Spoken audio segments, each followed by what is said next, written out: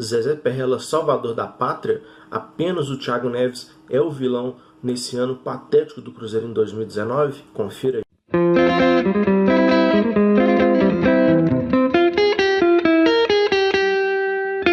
Fala aí, Nação Azul, de boa? Eu sou Daniel Angelim e desde já vou pedir para você dar o like no vídeo aí, se inscrever aqui no canal Lado Azul, caso ainda não seja inscrito, para que dessa forma você não perca nada postado aqui sobre o nosso Cruzeirão cabuloso, beleza? E vou trazer a minha opinião aí sobre se o Zezé Perrella é sim esse salvador da pátria que ele está tentando ser e quem foram os principais vilões aí nesse ano tenebroso do Cruzeiro em 2019. Vou dar aqui uma breve passada na história do Zezé Perrella no Cruzeiro. Em 95 ele assumiu a presidência pela primeira vez e ficou até o ano de 2002.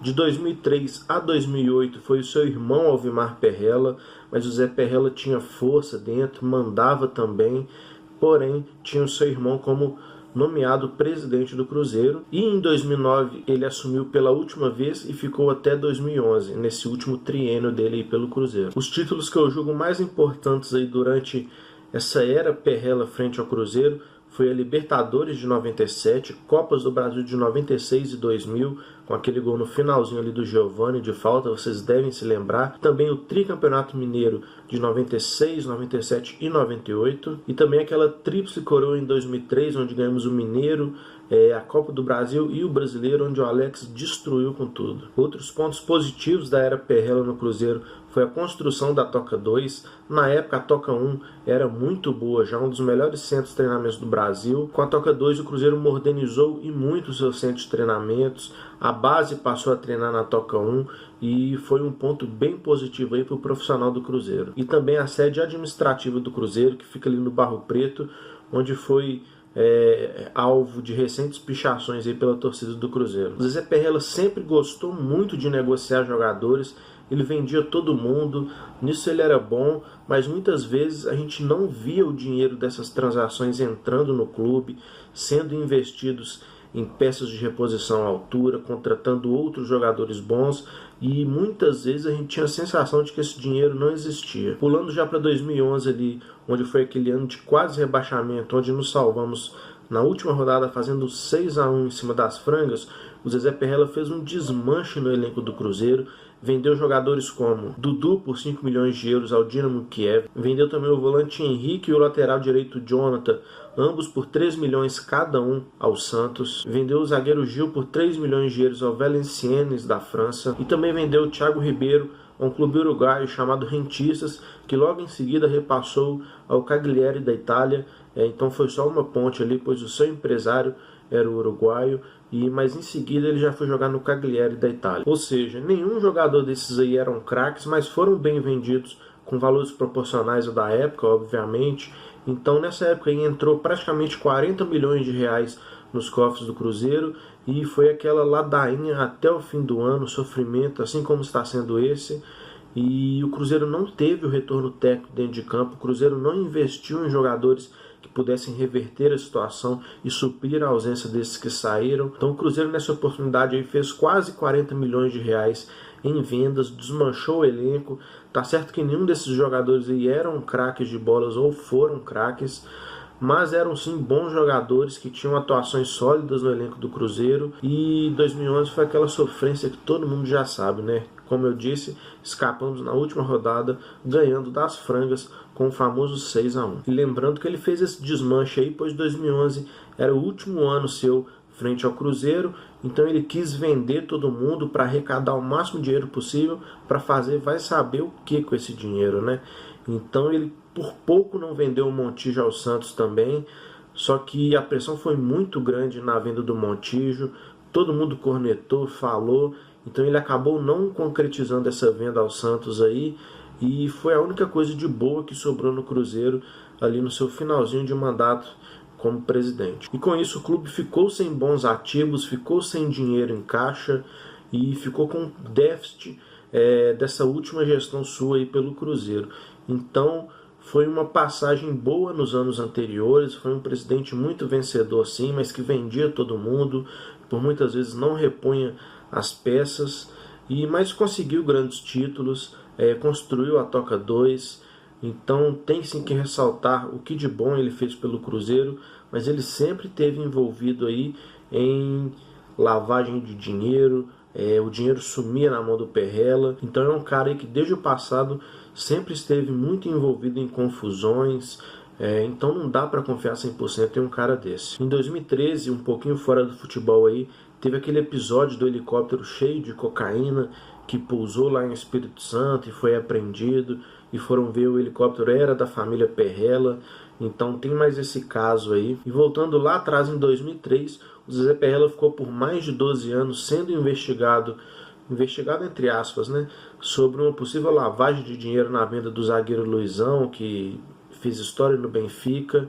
E o processo foi se estendendo tanto e tanto e tanto, que em determinada parte ali ele já era deputado, então isso acabou dificultando ainda mais, dando alguns benefícios a ele, e nada aconteceu. Então é muita coisa forte contra o Zezé Perrella aí, que me impede pelo menos de confiar que ele seja esse homem de confiança que o Cruzeiro precisa nesse momento para uma reformulação, para uma reestruturação, para que o clube volte a respirar, volte a ter dívidas sanadas e um time forte dentro de campo para voltar a competir aí a pé de igualdade com os outros grandes do Brasil. E agora, nesse fim de ano aí, o Zezé Perrella aparece como salvador da pátria diante dessa diretoria omissa que o Cruzeiro tem, o presidente Wagner Pires, tem também o Marcelo Djian, que nada faz, parece que vai lá para passear. Então ele viu nisso aí uma ótima oportunidade para aparecer na mídia, para tomar a frente, para ter a palavra do Cruzeiro. E o Zezé Perrella, que já vinha exercendo a função de presidente do conselho gestor aí, então a gente não pode isentá-lo também de que essa culpa de 2019 passou por ele, pois ele tinha acesso às contas, ele sabia sim do que estava acontecendo dentro do Cruzeiro na parte interna ali, e obviamente que ele não entra em campo para jogar, mas ele está ali para ajudar na administração do clube, fiscalizar tudo, e isso ele não fez. Então, cara, diante de tanta coisa errada aí, um ano horroroso do Cruzeiro, o torcedor como um todo tá carente, tá doido para ver uma coisa boa, para se apegar a ela, e o Zezé Perrella vem tentando ser esse cara aí que puxa a confiança do torcedor, botando sempre a cara aí nas entrevistas, falando pelo Cruzeiro como um todo, tendo a palavra, se expondo, batendo de frente. Mas o ponto que eu quero chegar aqui é que ele já poderia e já deveria ter feito isso há muito tempo atrás. Agora talvez seja tarde. Ele poderia ter bancado a permanência do Ceni quando teve toda aquela treta com os jogadores, com a panela, mas não. Ele simplesmente deixou com que o Itair Machado despedisse o Ceni, favorecendo assim esses jogadores que estão de corpo mole há muito tempo. Poderia ter auxiliado, dado conselhos para não trazer o Abel Braga, e ainda assim nada fez com relação a isso. Ou seja, deu mais um sinal de que a panela de jogadores estavam com o comando do Cruzeiro, mas ele se omitiu de tudo isso aí. E agora, no fim do ano, ele vem aparecendo quando provavelmente já é tarde para se dizer aí o salvador da pátria, coisa que eu não concordo. Maionese já desandou, o Cruzeiro está aí a um trisco de ser rebaixado para a Série B, o que vai ser o dia mais feio aí na história do Cruzeiro de 98 anos. Em muitas partes eu concordo sim com o Zezé Perrella, de que o Thiago Neves, por exemplo, apodreceu todo o grupo do Cruzeiro, fez a panelinha ali, dizem que ele e o Robinho são os líderes dessa panela, e jogadores até como o Dedé, que sempre se mostrou muito grato ao Cruzeiro, acabou dando mole aí, foi pro lado desses jogadores, desestabilizando completamente o grupo e também participando aí de forma direta da derrubada do Ceni, que durou muito pouco tempo aqui no Cruzeiro. Perrella alega também que essa diretoria gastou muito mais do que deveria e poderia para ganhar os títulos recentes, e eu concordo, mas isso não é algo que deixa a gente surpreso, pois isso acontece direto no futebol brasileiro, não que esteja certo, mas é uma prática comum desses dirigentes incompetentes, e inclusive o Zé Perrella também fez isso no passado, mas pimenta nos olhos dos outros é refresco, né? Então ele está trazendo tudo isso à tona agora, expondo os erros de todo mundo, mas os dele ele sequer toca neles. Então, confirmando ou não o rebaixamento do Cruzeiro aí para o ano que vem, permanecendo ou caindo para a Série B, o Cruzeiro tem que fazer uma reestruturação completa, cara. Tem que trocar o presidente, trocar os diretores de futebol, o gerente de futebol e até o Perrella. Eu não sou de acordo com a permanência do Perrella para 2020. É um cara que sempre se mostrou de honestidade duvidosa, apesar de ter tido um sucesso no passado do Cruzeiro aí, mas eu acho que daqui para frente a gente precisa de caras que tenham conhecimento, que saibam gerir um clube e que sejam honestos acima de tudo, realistas, que não gastem mais do que devem e que valorize a base, pois é o principal ativo do clube. Se tem algo que pode tirar um clube das dívidas e fazer com que ele lucre, é a base, é revelar jogadores. Todos os clubes do Brasil têm capacidade para isso, mas pouquíssimos usam dessa ferramenta. A gente vê direto meninos surgindo do Fluminense aí, no Santos, no próprio Flamengo.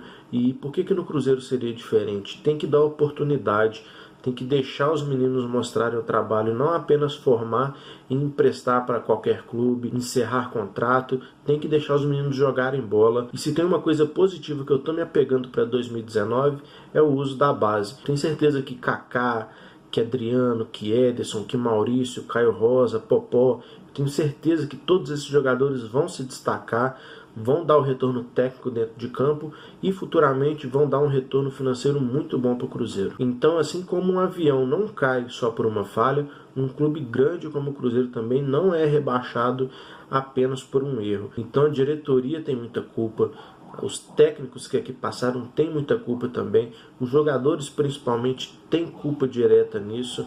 Então não dá para afirmar que só uma parte do Cruzeiro foi mal, todas elas foram.